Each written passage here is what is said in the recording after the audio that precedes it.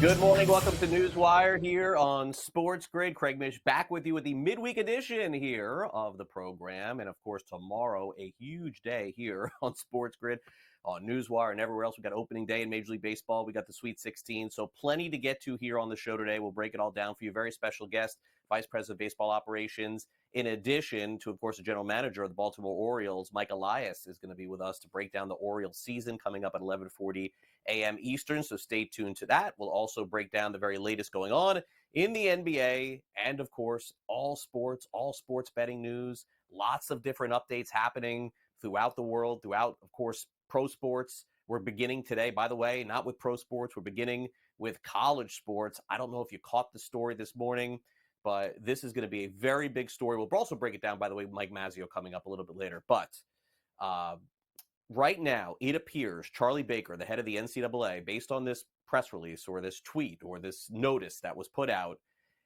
right now the NCAA wants to end prop betting for their players in college. That's the bottom line here. Charlie Baker is looking to get everybody involved here, state by state, to ban any kind of prop betting for the athletes that play in college sports. Now, there's been a lot of discussion about this, of course, college athletes who, are now making money through some NIL deals, but certainly not making the money that professional athletes are.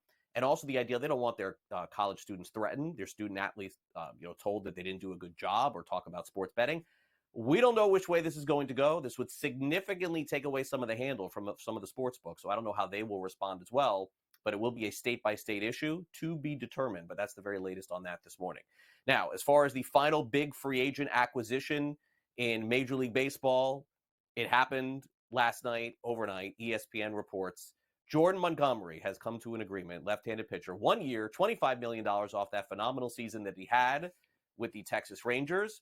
A vesting option occurs in 2025 with 10 starts this year. He'd make $20 million next year, an additional $2.5 million with 18 starts, and another $2.5 million with 23 starts. So the Diamondbacks with Zach Gallen, Merrill Kelly, and potentially Eduardo Rodriguez when he comes back from the injured list, some nice young pitchers as well for the Diamondbacks, and also raises the question as to whether it was worth it or not for Blake Snell, Jordan Montgomery, JD Martinez, and some of the other Boris clients who held out.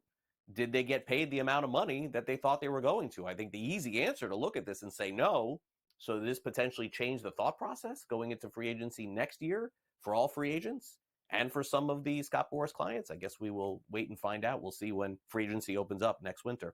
All right, as far as the Shohei Ohtani sports wagering story that you have to be familiar with at this point, whether or not he bet on sports or not, he said yesterday he did not. He released a statement saying that he never made any bets. It was all his interpreter. His reps declined, again, to speak on authorities that have been contacted to report this theft. Department of Homeland Security confirmed Tuesday that they're working with the IRS to investigate his ex-interpreter, Ipe Muzihara, but they would not specify whether or not they were looking into Ohtani's theft allegation, which he said the money was stolen for him, or if it had been contacted by Ohtani's representative. So basically, no one's quite sure how the money left Ohtani's account, and it seems like by getting the IRS and Homeland Security involved, they can potentially trace who sent the money, how the money was sent, and maybe even if Ohtani was aware at the time. But again, Ohtani in a release said that he was not, and the money essentially was stolen from him. So that's the very latest there. As far as on the field is concerned, Justin Verlander getting closer to a return. He threw another batting practice session for the Houston Astros. He will not open up the season with the club, but could potentially return sometime this month.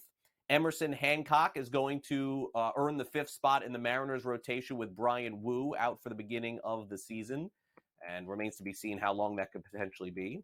Huascar Brazoban, who pitches for the Miami Marlins yesterday, was placed on the restricted list. He has been unable to get a visa to return to the United States. As I reported this morning, it's due to a discrepancy in identity and an age issue that was from when he signed as an international free agent several years ago. All right, there's big news on Caitlin Clark today. There's two parts to a story today that I want to tell. First of all, viewership, 4.9 million people watching Caitlin Clark and Iowa and West Virginia. Incredible amount of people watching this thing. And the previous record was Iowa's first-round win over Holy Cross, which was over 3 million people watching. And Iowa plays Colorado coming up on Sunday at 3:30 Eastern. There's also a report this morning that Ice Cube, of course, hip-hop rap star, who runs the Big Three basketball league, has offered Caitlin Clark $5 million to play in that league this upcoming season, and it also would allow Clark to play in the WNBA as well. So talk about a record-breaking money deal, potentially Caitlin Clark playing in 2 leagues and making $5 million in one, and who even knows how much in the WNBA as well. So good news there.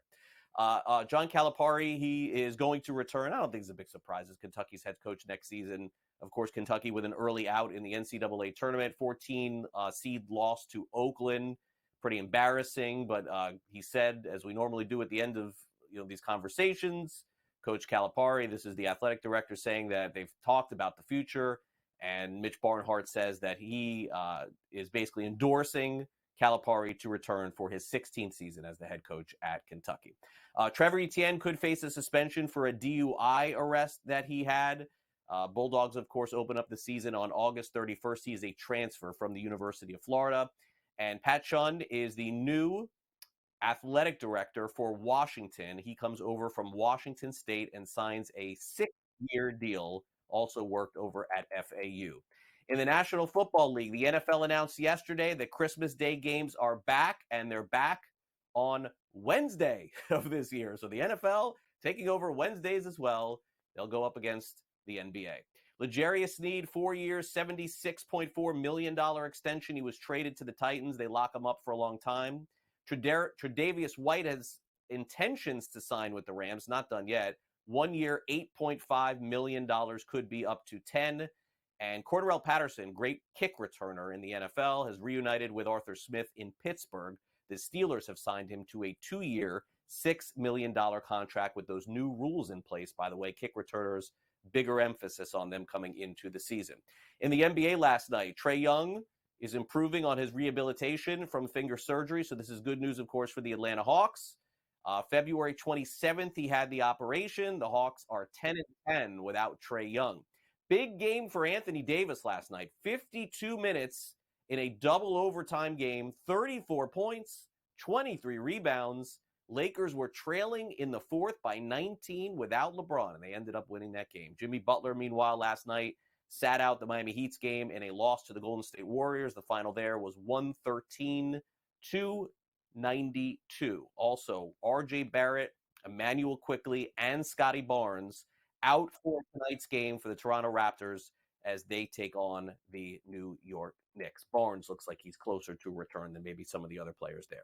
That's the very latest going on with us in sports. Coming up next, we preview the Sweet 16. Mike DeCourcy is with us. We'll take a look at the brackets and tell you who's going to be moving on to the Elite Eight. Games begin tomorrow. And here on Bracket Central, we have it covered for you on SportsGrid. We'll be right back.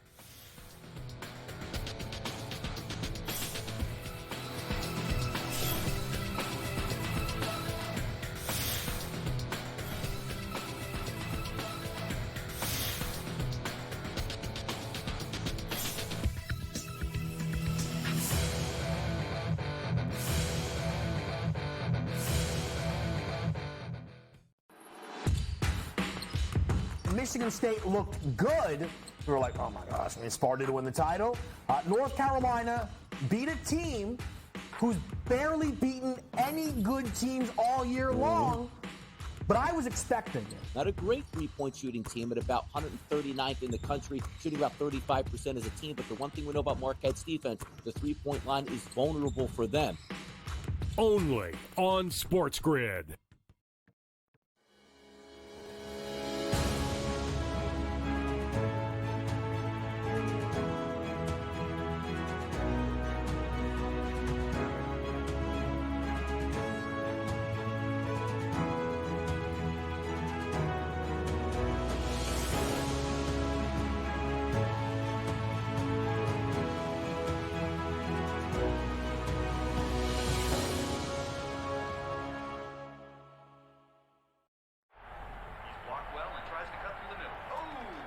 Your gut says Miami is going to win, and you should take the over. Your gut also said your NFT selfies would only go up in value. They didn't. But your head is on SportsGrid and knows the QB is in concussion protocol. The backup has a 45 QBR against the zone coverage. the New York team has the most sacks in the league. So yeah, trust your head. It's smarter to be on SportsGrid.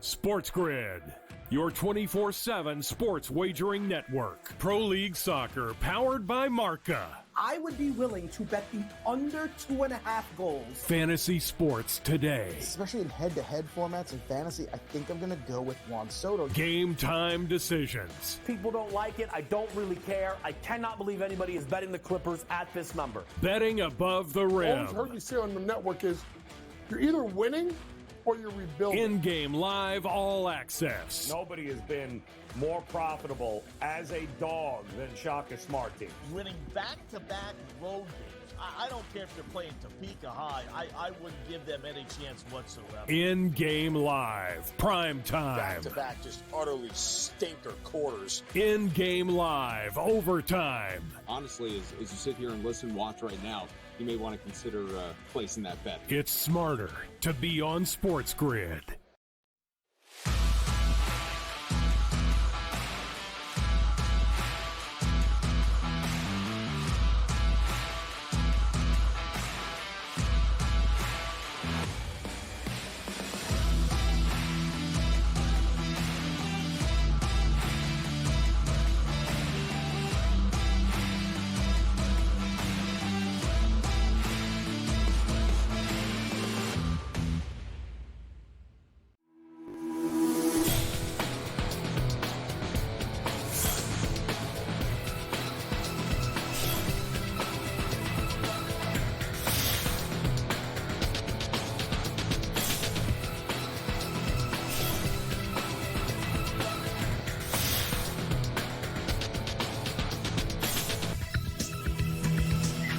Welcome back to NewsWire here on SportsGrid. Always exciting to get to the end of the NCAA tournament because it happens so fast. We start and then all of a sudden we're at the Sweet 16, the Elite Eight, and the Final Four. Let's bring in Mike DeCourcy to get his thoughts on the way that the tournament has gone.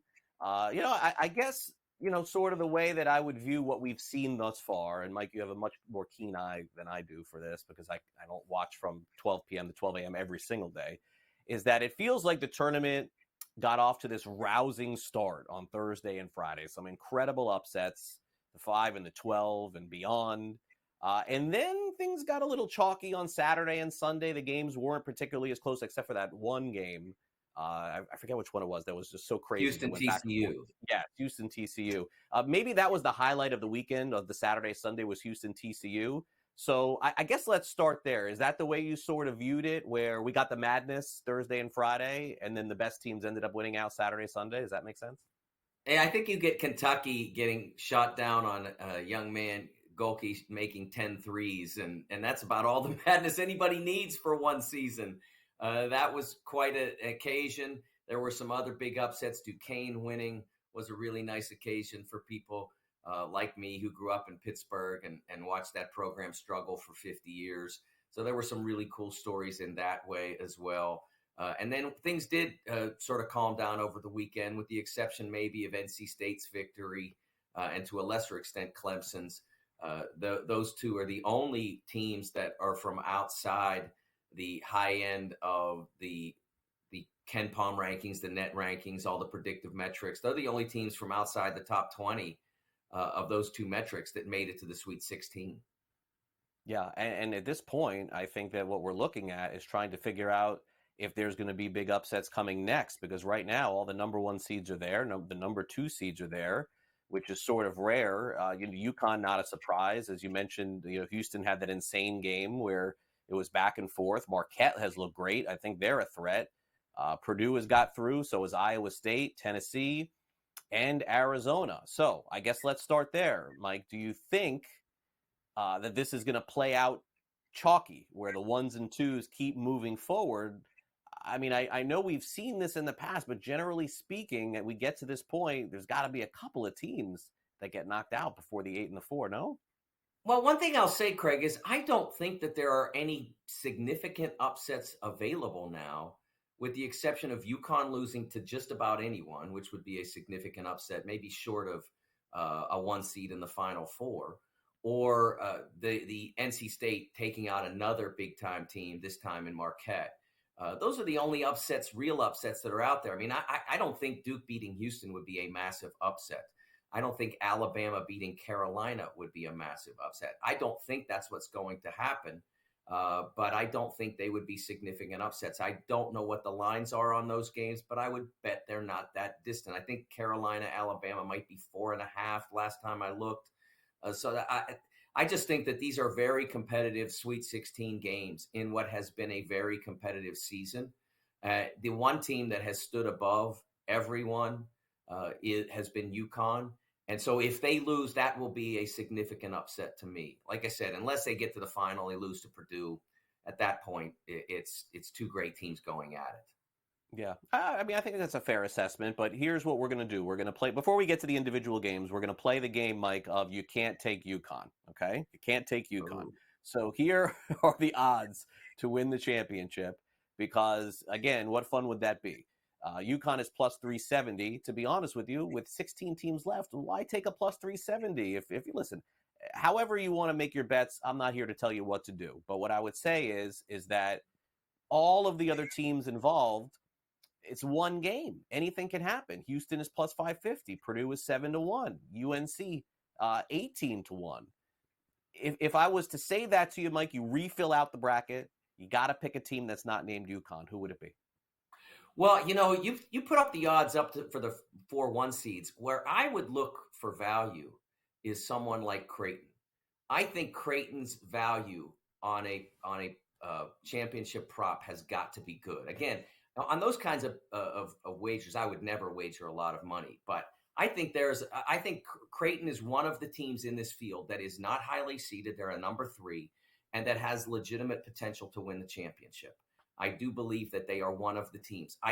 Like Houston to me is of no value because I don't think they will win it, and they are very high on the board. So for me, that's not a team I would select. Based on your board, I would go with Carolina because the odds are the best. The one thing I like about Purdue relative to Carolina is that Purdue's on the opposite side of the bracket, so they wouldn't have to face UConn until the championship, whereas Carolina might have to in the semis. And there's more opportunities for someone else to take them out. But the odds are so much different there that I would probably put a nickel on Carolina. And by a nickel, I mean a literal nickel. It's not usually the term that we hear in the day, Mike. The nickel is a little bit more than that. I got Purdue out this round. This is where I have Purdue going out. So we'll see if that works for me. Okay, so North Carolina. Mike, they're going to have their hands full with this chaos team that is the Crimson Tide of Alabama. North Carolina is 3.5-point-favorites.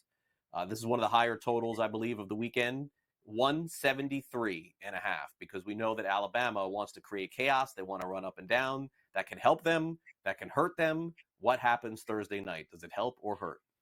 Yeah, I think that Carolina's ability to score is sufficient to deal with the fact that Alabama's certainly going to score points. Carolina's a fine defense, but they are not an oppressive defense. They are not a Virginia-type defense that's going to drag you into some slow-down game. Carolina will stop you when they have to stop you. They'll get rebounds. They're one of the best rebound teams in college basketball. I think that they win the game. To me, Alabama's approach is fun. But I don't think it produces victories in games like this against really quality, high-level opposition like Carolina. I go with Carolina in this, and I don't think it's going to be super hard for them. I think they pull away at the end. All right. Well, we'll see. In that game, it's Thursday night at 7 p.m. Eastern, 7:30 p.m. Eastern. San Diego State is the next team in front of the UConn Huskies. Rare to see this kind of point spread in a Sweet 16 game. 10.5-point favorites. But UConn has been so dominant on both sides, Mike, on offense and defense. Look at this total. To win a college game by double digits and keep that total under 135, like that just tells you how good Connecticut is. Can they accomplish this feat again and win and cover? It's interesting because I have a feeling that they're due for a game where they have to labor a bit. I remember UNLV in 1990 when they played Ball State, and they were rolling through and they rolled on. But that Ball State game was a chore, and I think that this game might be a chore. The way San Diego State plays, they have to drag UConn down. They have no other choice. They have no chance if they don't.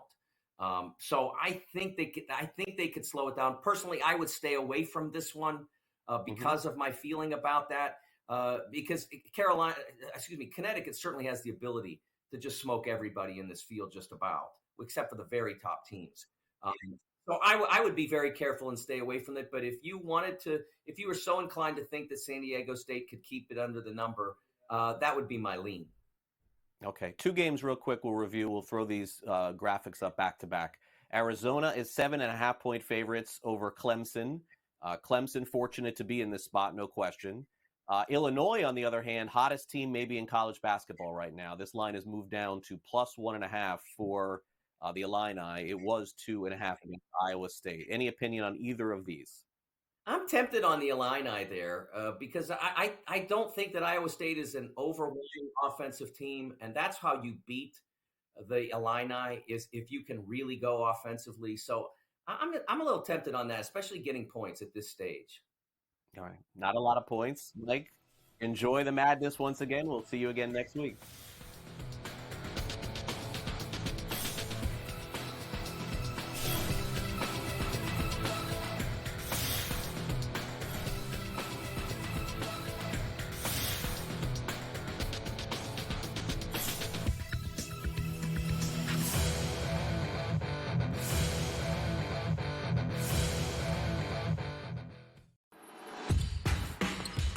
Michigan State looked good.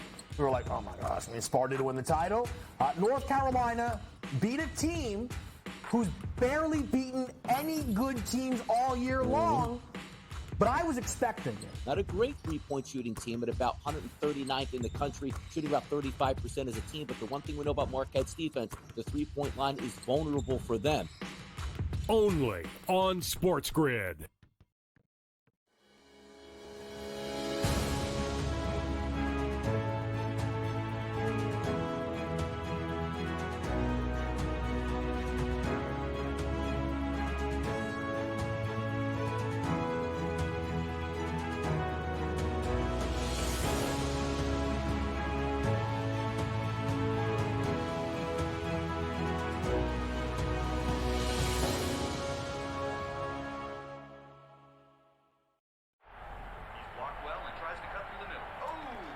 Your gut says Miami is going to win, and you should take the over. Your gut also said your NFT selfies would only go up in value. They didn't. But your head is on SportsGrid and knows the QB is in concussion protocol.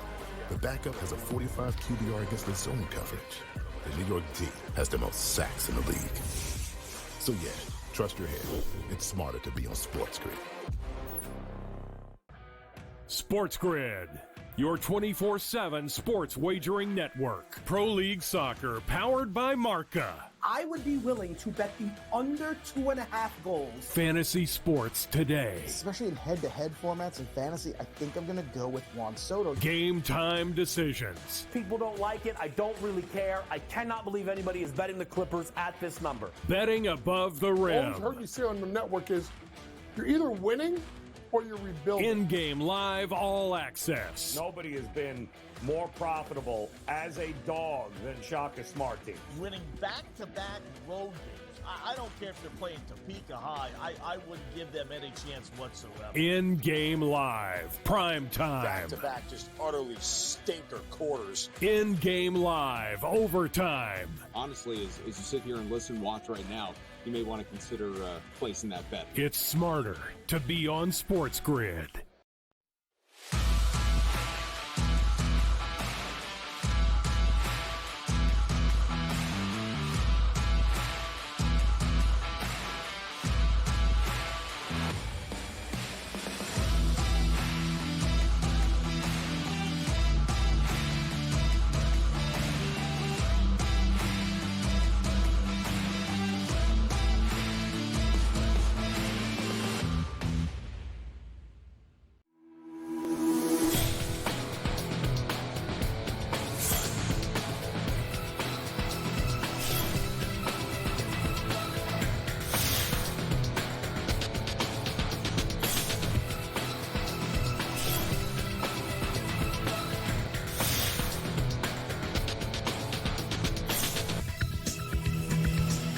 Welcome back to NewsWire here on SportsGrid. We got Pat Evans with us from Legal Sports Report getting updates on Georgia, Maine, and Missouri. But before we do that, Pat is just absorbing this news that we found out this morning here on NewsWire. I'm sure Pat did over, and we'll have a report at Legal Sports Report.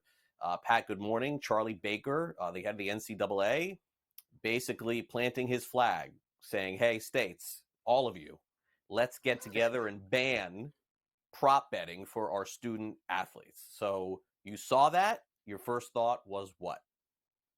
That, quite a few more states probably will do that. I think that was my first thought.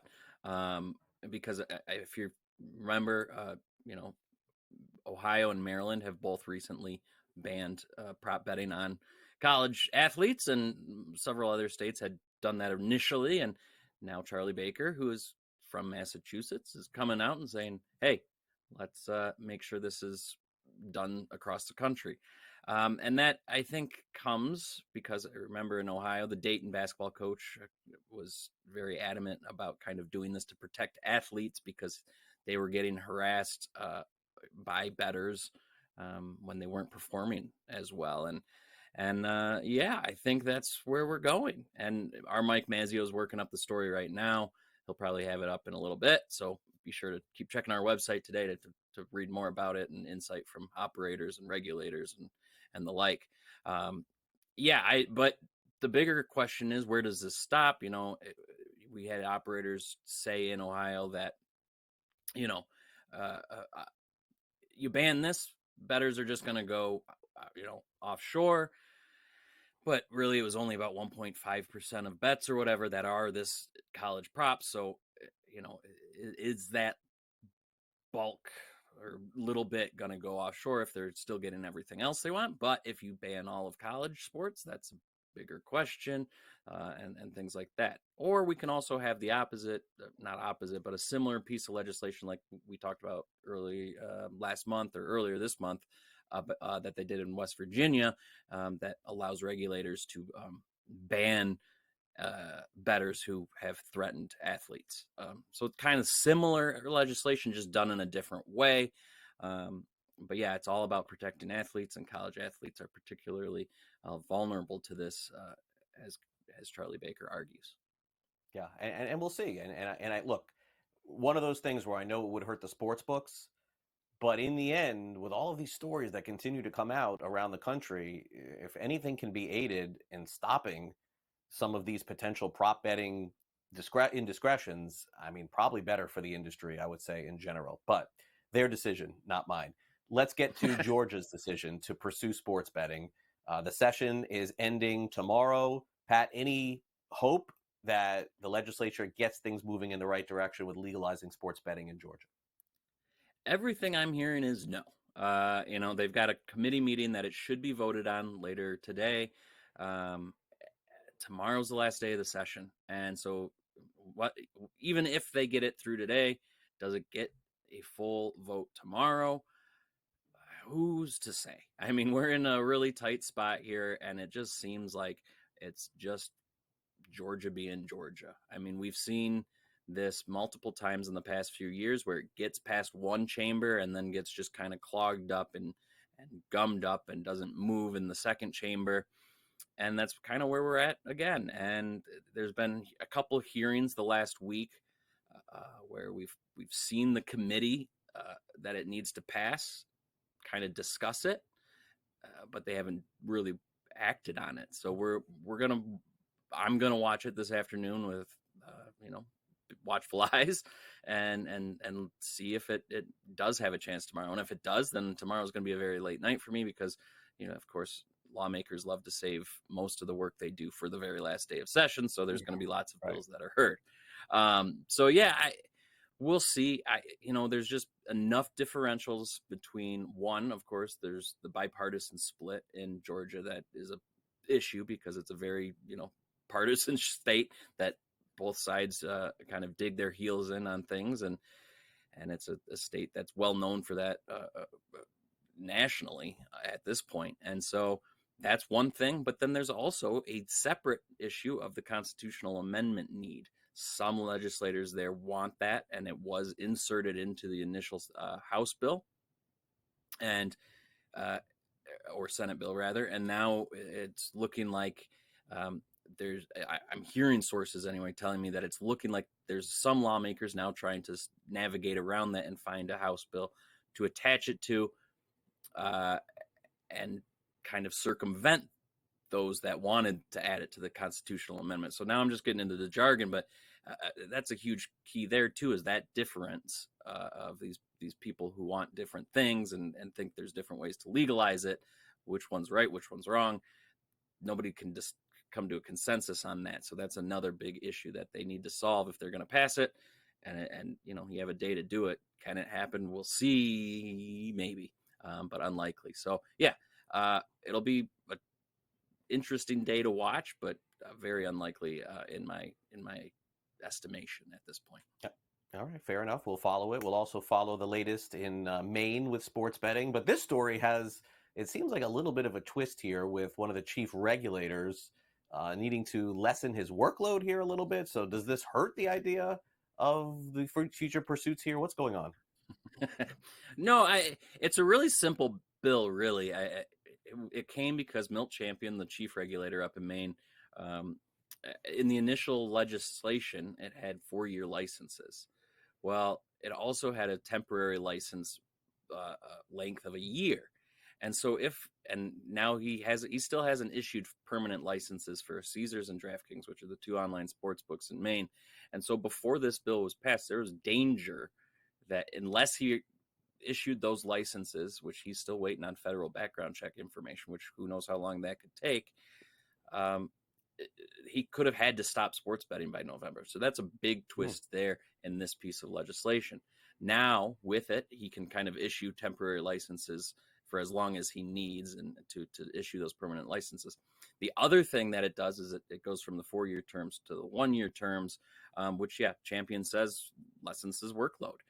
He argued and told the legislators that, to keep track of executive changes and 4 years of, all sorts of things that he has to keep track of is just a lot harder on a 4-year basis than just to do it every year, which sometimes it can sound counterintuitive, but sometimes it can sound okay. And that's what his argument was. So I'll take his word for it because he's the one doing the work, not me.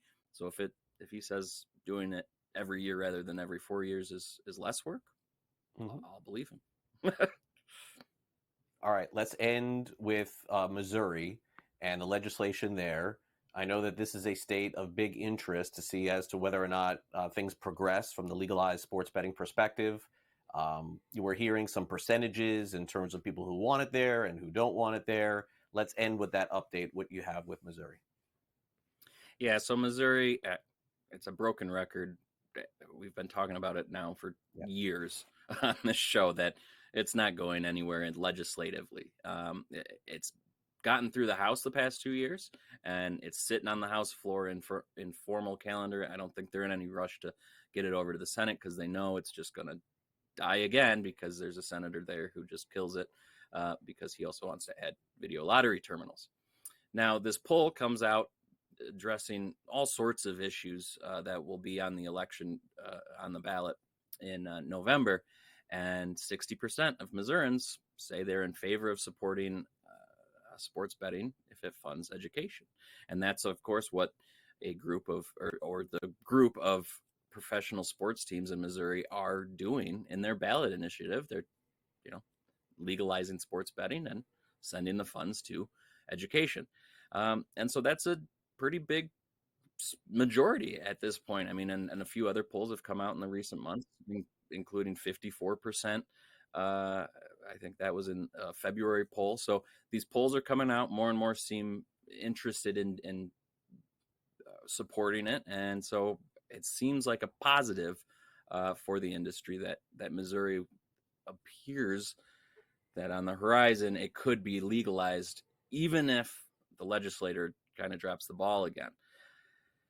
Now, of course, anything can happen in November, and we'll see what actually happens. But it's looking at the data of the poll, very bipartisan. It was, I think, 66% of Democrats and 64% of Republicans and 50% of independents or something like that. So it's very split evenly. Doesn't seem like either party was going to sway it one way or the other. So turnout shouldn't matter too much there, but it looks like it's going to be on the ballot. Looks like the Missourians are supporting it. So even if it doesn't get to the governor this spring, it looks like, it could be legalized in Missouri by next football season. All right. Not we'll see. This football season, but that's right there. I mean, you're Pat. It is this next. I mean, let's be honest. Like the draft is like coming up already here.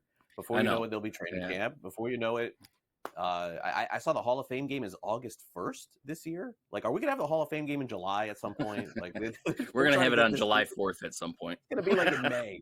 We'll play the Hall of Fame game in May. All right, Pat. Great stuff, man. Have a great rest of your week. Appreciate it. You too, Craig.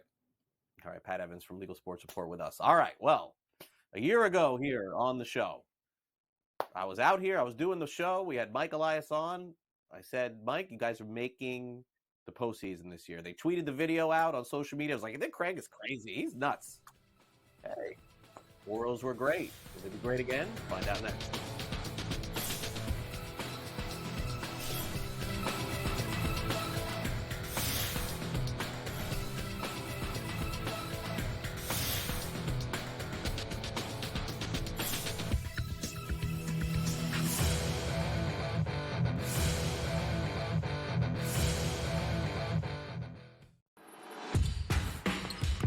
Michigan State looked good. We were like, oh my gosh, I mean, Sparta to win the title. North Carolina beat a team who's barely beaten any good teams all year long. But I was expecting it. Not a great three-point shooting team at about 139th in the country, shooting about 35% as a team. But the one thing we know about Marquette's defense, the three-point line is vulnerable for them. Only on SportsGrid.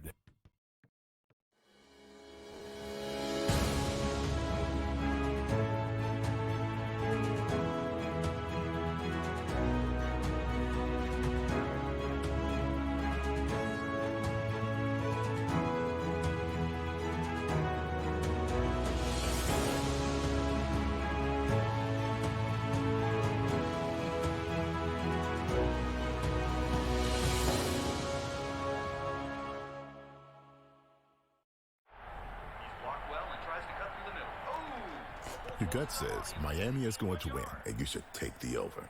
Your gut also said your NFT selfies would only go up in value. They didn't. But your head is on SportsGrid and knows the QB is in concussion protocol. The backup has a 45 QBR against the zone coverage. The New York D has the most sacks in the league. So yeah, trust your head. It's smarter to be on SportsGrid. SportsGrid, your 24/7 sports wagering network. Pro League Soccer, powered by Marca. I would be willing to bet the under 2.5 goals. Fantasy sports today. Especially in head-to-head formats in fantasy, I think I'm going to go with Juan Soto. Game time decisions. People don't like it. I don't really care. I cannot believe anybody is betting the Clippers at this number. Betting above the rim. Always heard you say on the network is you're either winning or you're rebuilding. In-game live, all access. Nobody has been more profitable as a dog than Shaka Smart team. Winning back-to-back road games. I don't care if they're playing Topeka High. I wouldn't give them any chance whatsoever. In-game live, prime time. Back-to-back, just utterly stinker quarters. In-game live, overtime. Honestly, as you sit here and listen, watch right now, you may want to consider placing that bet. It's smarter to be on SportsGrid.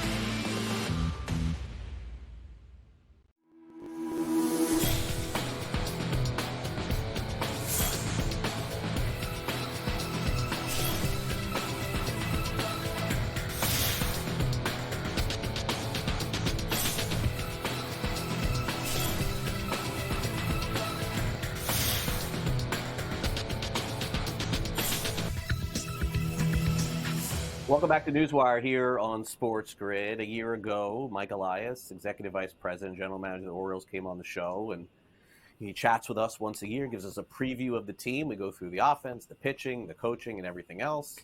And then here I was being so bullish on the Baltimore Orioles, picking them to win. They sent it out on social media. Everyone was commenting, "What are you, nuts? Are you crazy?"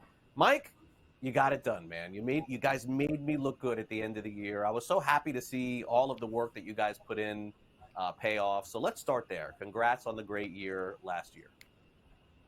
Well, thank you. I think everybody, from me down to the players, felt a lot of pressure to uphold the quality of your postseason prediction. So that kept us going all year long, and hopefully we can adhere to whatever you predict for us right now on the show. So that was our main goal. And but honestly, yeah, it was a nice regular season. Rough road in the playoffs. We got bounced and left a bad taste in our mouth, but the team came back to Sarasota in spring training, kind of picking up where they left off. I saw a great attitude from everybody, and a lot of our players in really good shape, and really happy to be under the same roof together, I felt like. Yeah, and I would say that in watching the games that were televised, the Orioles to me looked like the best team in baseball again. In spring training, you guys, were incredible, like winning all of these games over and over, and nobody wins that Grapefruit League championship, and then it matters. But to at least just call it what it was, you guys did play great there. But going back to what you said, which was really interesting for me, because I think everybody kind of thought, Mike, like, this is a great team. The window is open, but they're a pitcher away from really making this to the next level, this next step. You assessed, I'm sure, everybody in the winter, all of these free agents, all these potential players to add. You have teams calling you all the time about your young players. You landed on Corbin Burns of the Milwaukee Brewers. So if you wouldn't mind, take me back to how that ended up happening and just how much he will end up meaning to the rotation. Well, we were looking for a rotation upgrade, ideally.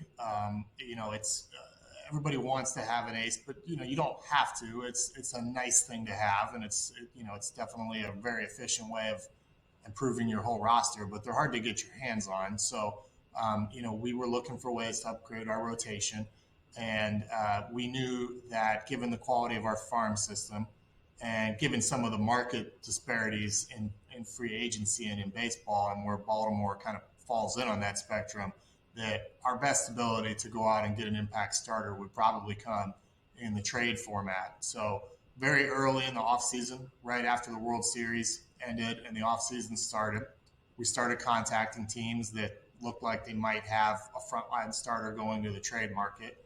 Corbin Burns was right at the top of the list.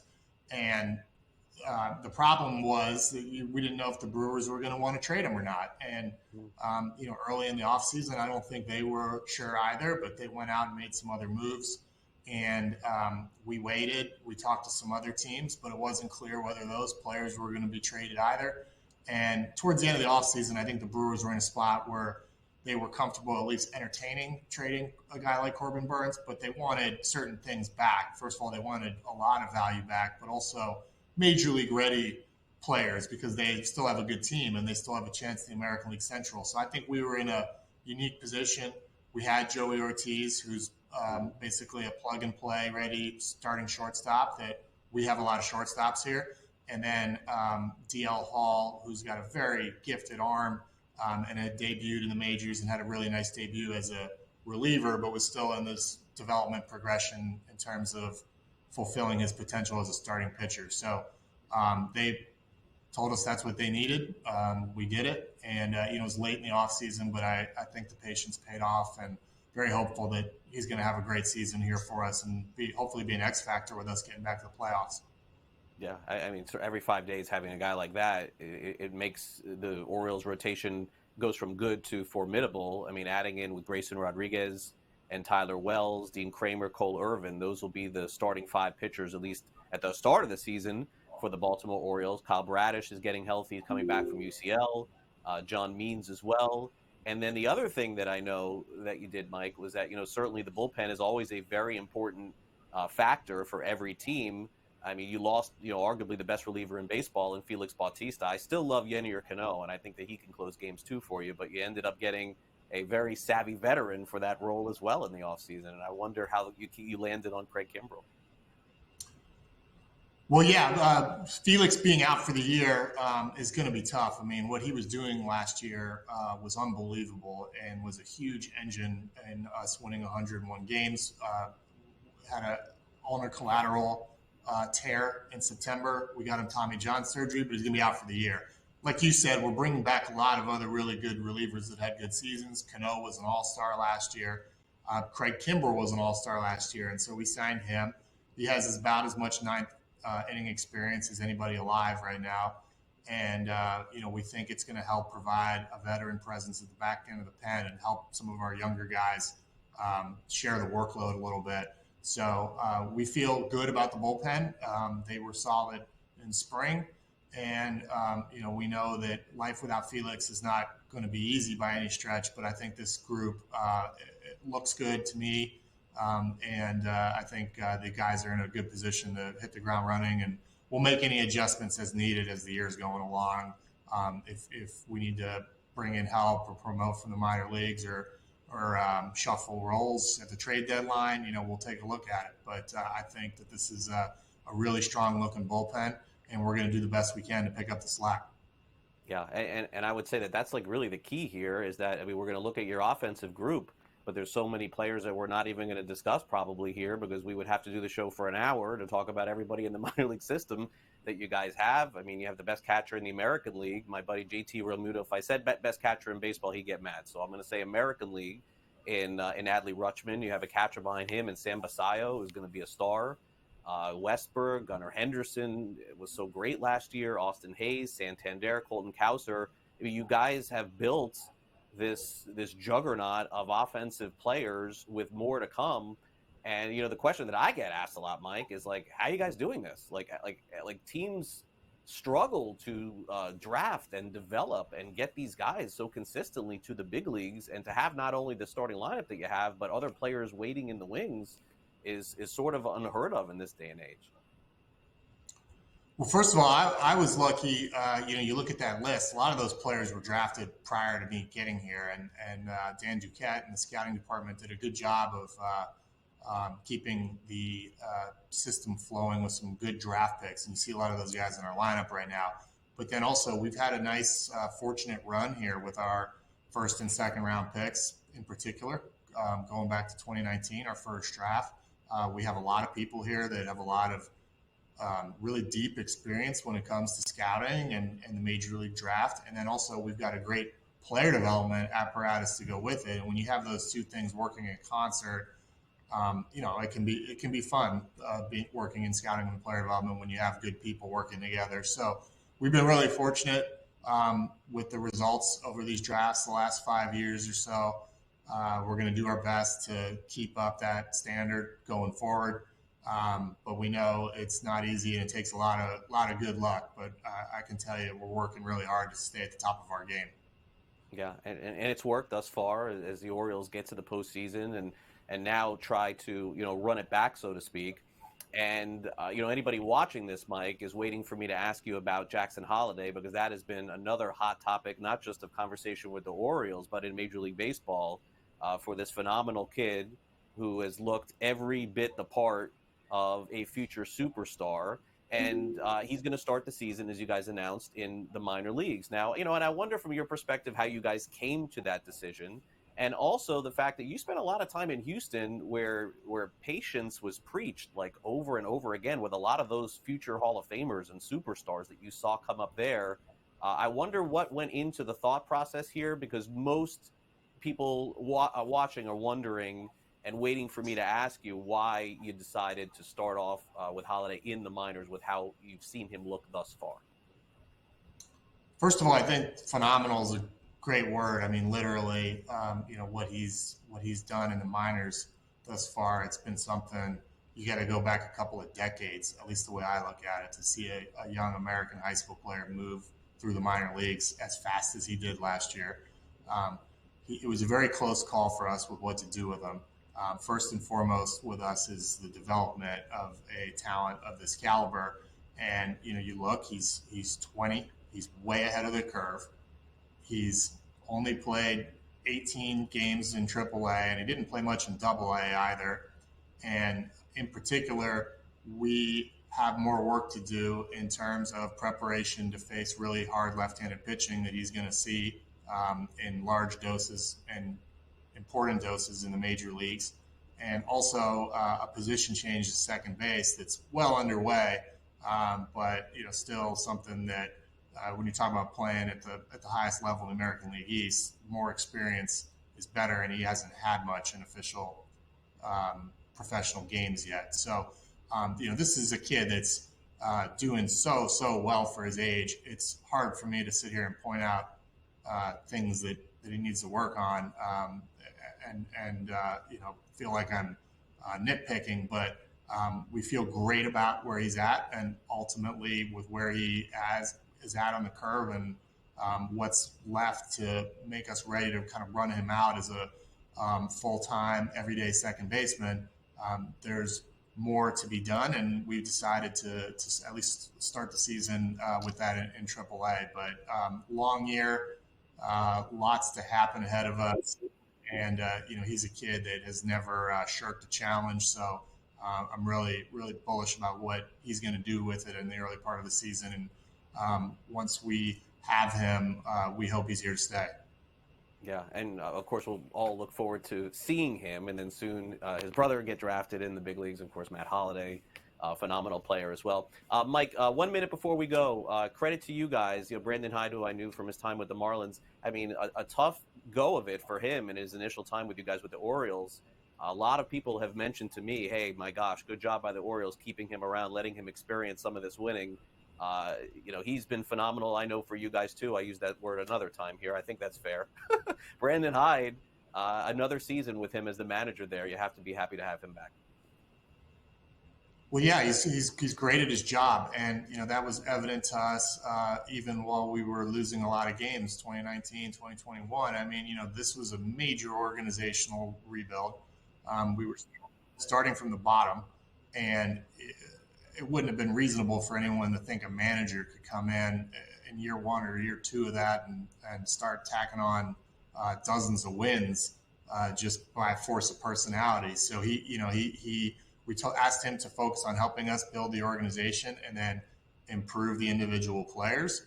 And it was really clear working with him that he was good at those things. And now that he's given a playoff caliber roster to manage, you see the other part of his skill set too. So I think we did a great job finding and hiring a guy with his talent. But once we had him in the fold, it was really clear that this is somebody we wanted to work with long term. All right. Well, Mike, congrats on the success. I can't give out my prediction yet. I got to do it tomorrow. But let's just say you guys are going further than last year. Craig. Right. Thanks for coming on. I'll wait. Thanks. Thanks.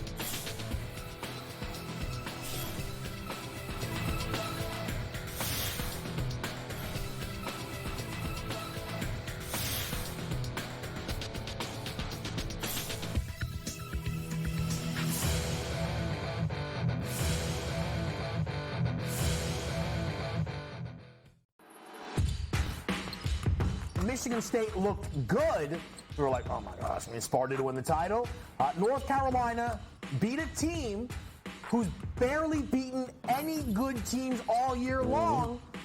But I was expecting it. Not a great three-point shooting team at about 139th in the country, shooting about 35% as a team. But the one thing we know about Marquette's defense, the three-point line is vulnerable for them. Only on SportsGrid.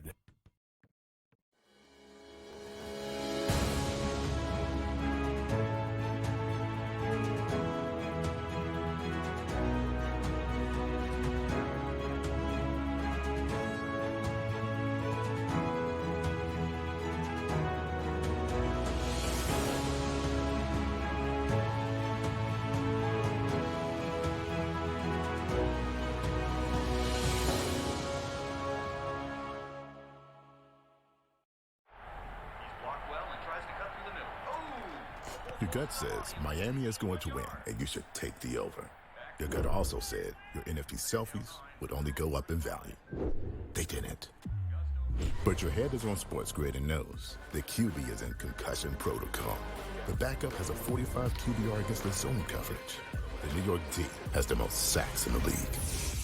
So yeah, trust your head. It's smarter to be on SportsGrid.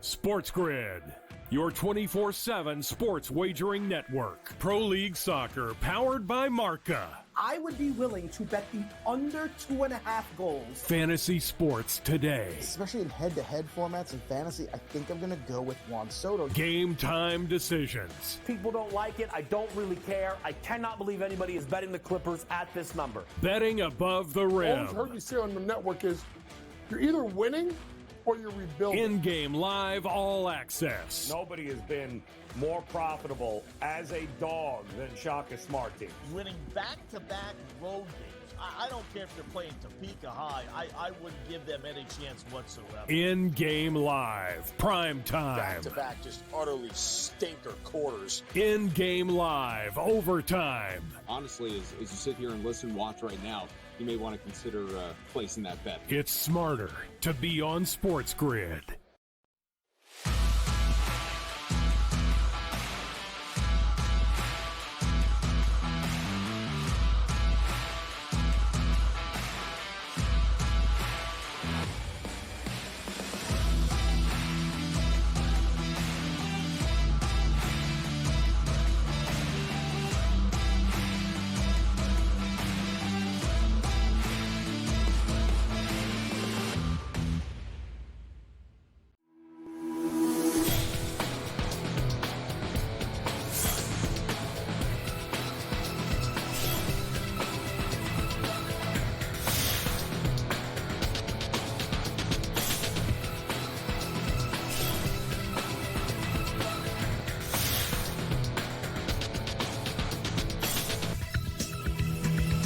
Welcome back to NewsWire here on SportsGrid. It is the off-season for Colorado football and the off-season for Deion Sanders, but not really for his son, Shedeur Sanders, and for his teammate Travis Hunter, who are both going to be in the upcoming NFL draft and maybe both taken relatively high. We really don't know the way that this works. Like, we know Caleb Williams is going to be the first pick, but like after that, I mean, maybe we don't even know Caleb Williams is going to be the first pick. So how does Deion Sanders know where his son's going to go?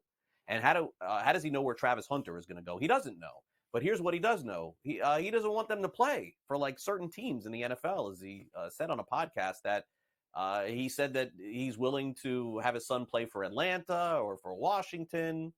Of course, he played for Dallas, Baltimore, and San Francisco. So guess what? He named all the teams that he played for in the NFL. Shocker there. But look, we love Deion because everything that he says makes news. He did refer to this as like an Eli situation where I believe it was Eli Manning not wanting to play for the Chargers and wanting to play for the Giants, which did work out particularly well for Eli as he went on to win Super Bowls and I would guess a member of the Hall of Fame soon too. But either way, Deion making news at a time where he didn't even have to, just basically saying, hey, I want my son to play for the teams that I want him to play for. Now, will that play itself out? I don't know. We'll see. I tend to think yes. Because usually everything Deion says more or less comes true, at least on the football field for the early part of the season for Colorado, not so much for the late part of the season. All right, that will do it for our show today. Thanks to Mike Elias, Baltimore Orioles Executive Vice President General Manager, for coming on. Also, thanks to Pat Evans from Legal Sports Report, in addition to Mike DeCourcy for breaking down some college hoops as well, our associate producer, Frank, and our producer of the show, Michael Cohen. I'm Craig Mish. I will be back with you for our opening day preview tomorrow. Opening day is tomorrow in Major League Baseball. So I'll see you at 11 a.m. Eastern for our next edition of NewsWire. And of course, we will talk NCAA Tournament as well with the Sweet 16 kicking off tomorrow night. So enjoy the rest of your day. I'll see you then.